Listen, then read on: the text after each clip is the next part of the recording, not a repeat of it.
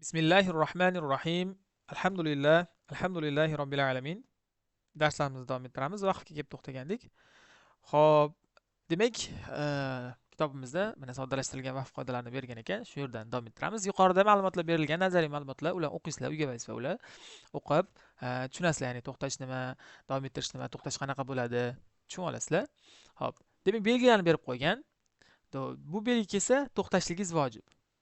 Qur'oni Karimda ustida keladi, kichkina mimcha. Mana shu belgi kelganda siz to'xtashligingiz vojib. Davom ettirishingiz mumkin emas. Nafasingiz yetmay nima qoladimi yo boshqa vaziyat bo'ladimi? Mana shu to'xtashingiz kerak. Nafasingiz bo'lsa ham, yetmay qoladimi? Bo'lsa ham. Xo'p, keyingisi bu belgi kelganda to'xtashingiz afzal.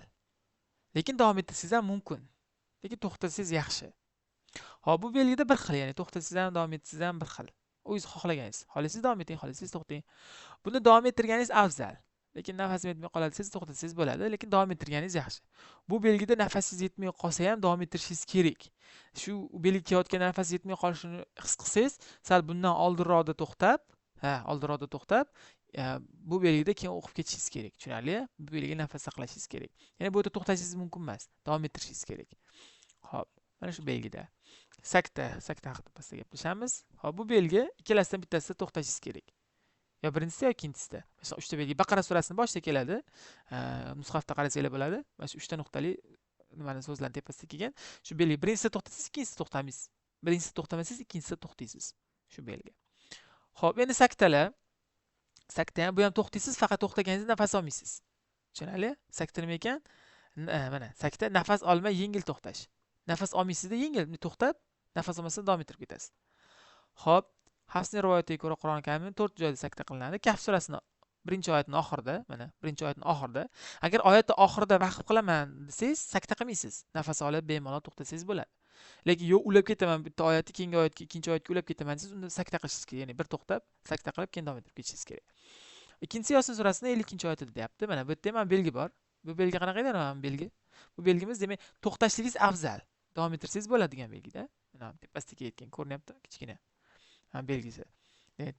To'xtashligingiz afzal, davom ettirsangiz ham bo'ladigan belgida. Agar to'xtamasdan davom ettirmoqchi bo'lsangiz, sakta qilasiz. Ya'ni sakta nima edi? Sakta ham to'xtash, faqat nafas olmasdan to'xtaysiz. Yengil to'xtaysiz. Nafas olmasdan yengil to'xtaysizda davom ettirib ketsangiz bo'ladi. Lekin to'xtayman desangiz, to'xtab, ya'ni mana tepadagi belgiga amal qilsa, sakta o'z-o'zidan yo'q bo'ladi. Xo'p, keyingisi Qiyomat surasining 27-oyatida bunda sakta qilinishi kerak mana. Va qila man roq. To'xtadim, man roq deb sakta to'xtadim, nafas olmadim lekin. Va qila man roq. Lekin nima qildim?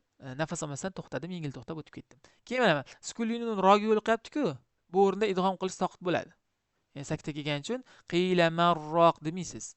Qila man deb turib sakta qilib to'xtab, roq deb davom ettirasiz. Va 4-inchisi Mutaffifin surasi 14-oyatida kalla, mana keldi. Davom ettirsam, kalla bal deb sakta qilsam ham bo'ladi. Kalla deb to'xtab, bal deb yana to'xtasam ham bo'ladi. Kalla bal deyishlik ham afzal bo'ladi. Chunki bu belgini o'tdik. To'xtamasdan o'qib ketish afzalroq. To'xtamasdan o'qib ketamiz, xo'p.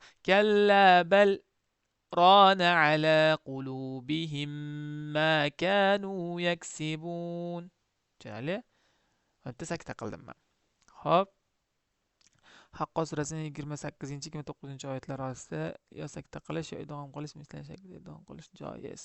Bu ham demak, oyatning oxirida nima qilish, sakta qilish masalasi. Xo'p, shu bilan inshaalloh darslarimiz tugadi. Ertadan xatmimizni boshlaymiz. Alloh taolo o'zi manfaatli qilsin. Xo'p, uyga vazifa demak, o'tgan darsda 3 ta surani olgandik.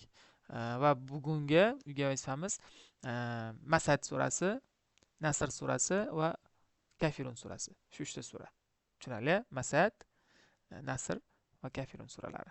Subhanakallahumma va bihamdik, nashhadu an la ilaha illa anta, nastaghfiruka va natubu ilayk.